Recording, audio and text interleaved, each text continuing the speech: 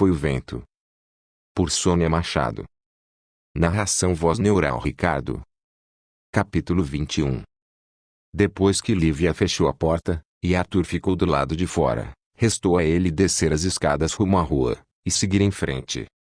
É a única opção que nos resta em qualquer circunstância. Ele admitiu. Mas não era fácil, porque os passos não queriam lhe obedecer. Ele queria voltar e subir correndo as escadas, e encontrar Lívia abrindo a porta e lhe dizendo que não partisse. Que o perdoava. Que o entendia. Que precisava dele agora mais do que nunca.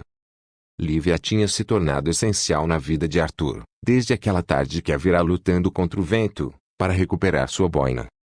Ele queria cuidar dela agora que passava por momentos difíceis. Não a queria deixar sozinha. E não queria ficar sozinho.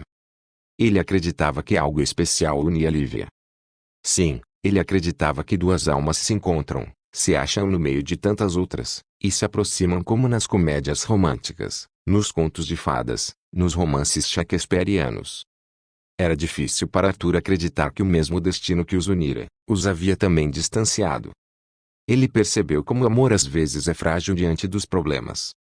Então seria mesmo amor o que vivera com Lívia?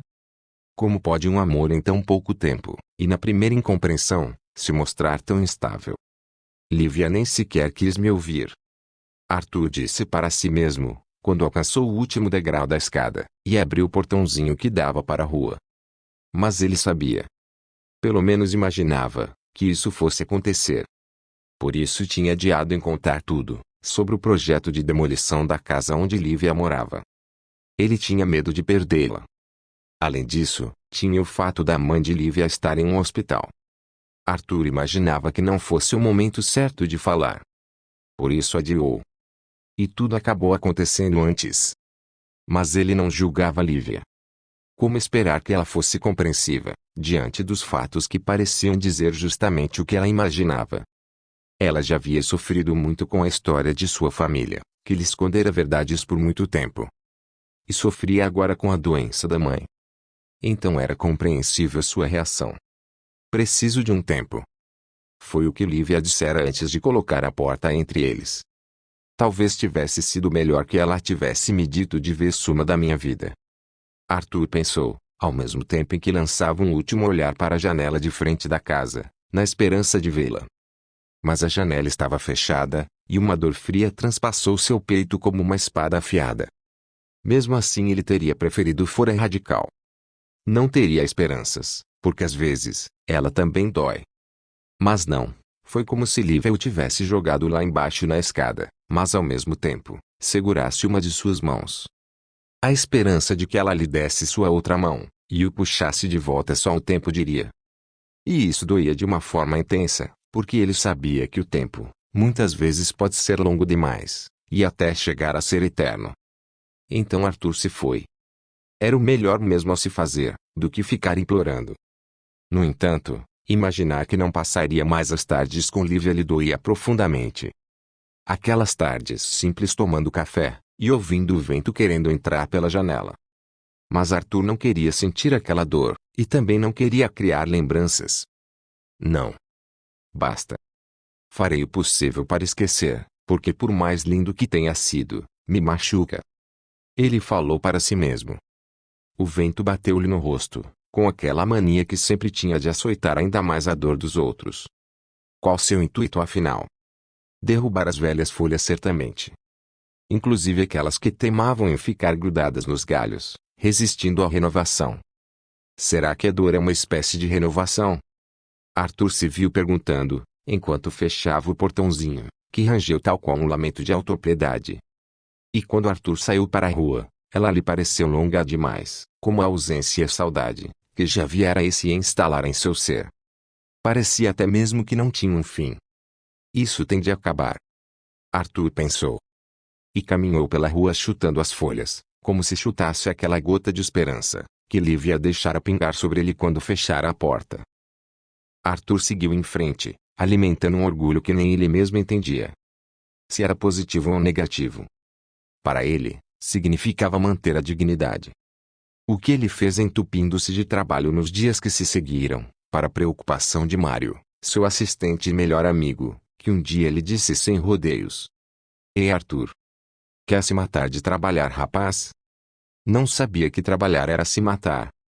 Arthur respondeu sem tirar os olhos de um esboço de projeto, que havia tomado todo o seu tempo. Não havia saído sequer para almoçar. Era um projeto encomendado por um jovem casal, que se encantara com a casa do lago de um condomínio, no município de Embu-Guaçu, na zona sudoeste da região metropolitana de São Paulo, um projeto que tinha sido finalista do 4º Prêmio Saint-Gobain de Arquitetura, Habitat Sustentável. Eles queriam um parecido. Só que em um sítio, e claro, com o toque deles e de Arthur, que gostava da originalidade. Arthur teve que se desdobrar para atender o cliente, e ao mesmo tempo, fugir dos perigos do plágio. O projeto, ao invés de ser construído sobre um lago, simplesmente era cercado por ele, mas simulando estar flutuando, e possuía uma rampa de entrada e saída. O estilo caixa de estrutura metálica, revestida com pele de vidros, foi mantida, só que em 2 pavimentos e alguns detalhes geométricos diferentes e abstratos. O diferencial ficava também por conta das áreas verdes, jardins imensos, e um pequeno bosque que também pareciam flutuantes, além de uma quadra de esportes.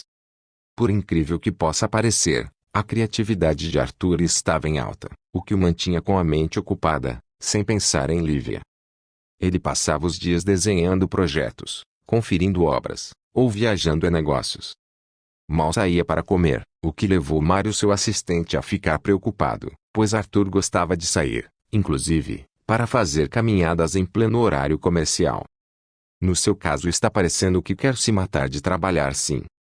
Mário havia respondido com um ar brincalhão, embora no fundo estivesse realmente preocupado com Arthur. Sei que tem ficado aqui até tarde trabalhando. Anda me espionando. Arthur levantou os olhos do projeto, e encarou seu amigo e assessor. Talvez. Mário fez um ar de réu confesso. Com que direito fez isso? Arthur perguntou simulando contrariedade. Te peguei. Mário deu uma gargalhada. Me pegou? Arthur olhou para ele sem entender. Fica tranquilo, Arthur. Não ando te espionando. Apenas imaginei que estivesse trabalhando até tarde, pois suas olheiras são visíveis. Arthur estava realmente trabalhando até tarde. Saía do escritório já tarde da noite, e quando chegava em casa ainda continuava trabalhando. Muitas vezes dormiu debruçado sobre algum projeto. Então jogou verde para colher maduro. Quanto às olheiras, receio que não está enxergando bem Mário. Ele negou, mas no fundo sabia que Mário estava certo. Ele mesmo já havia notado as tais olheiras. Só não queria admitir. Vem cá. Mário puxou Arthur da cadeira, e levou-o até um enorme espelho, que fazia as vezes de uma parede. Veja bem e me diga, se sou eu que não estou enxergando direito. Está de brincadeira comigo, Mário? E ambos riram ante o olhar espantado dos outros funcionários.